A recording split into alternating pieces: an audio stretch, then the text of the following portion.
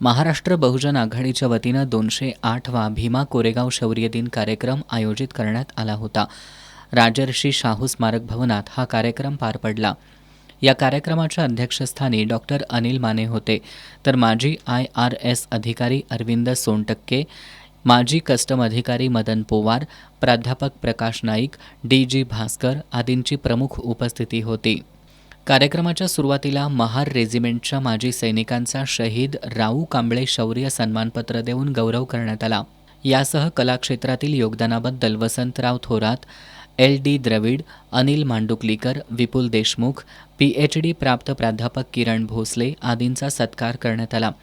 यावेळी बोलताना माजी IRS अधिकारी अरविंद सोनटक्के यांनी महार रेजिमेंटच्या इतिहासावर प्रकाश टाकला.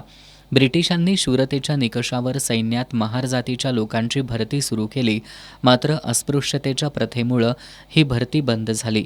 भरती बंद होणं हा एका लढाऊ बाण्याच्या जातीच्या स्वाभिमानावरचाच आघात होता.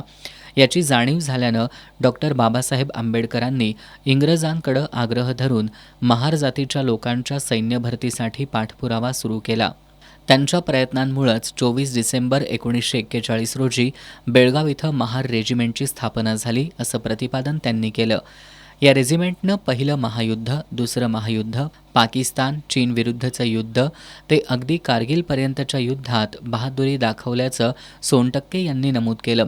यावेळी माजी सैनिक संजय माने यांनी सध्या महार रेजिमेंटमध्ये 25,000 सैनिक कार्यरत असून आत्तापर्यंत 755 जणांना शौर्य पदक देऊन सन्मानित करण्यात आल्याचं सांगितलं. हा गौरवशाली इतिहास नव्या पिढीपुढं मांडणं गरजेचं असल्याचं मत त्यांनी व्यक्त केलं. यावेळी प्रकाश हुलस्वार, प्राध्यापक सुरेश कांबळे, सुरेश जत्राटकर, प्रमोद हुपरीकर, राजेंद्र कांबळे, मारुती माळी, शैलजा चोपडे, डॉक्टर BT वाघमारे यांच्यासह नागरिक उपस्थित होते.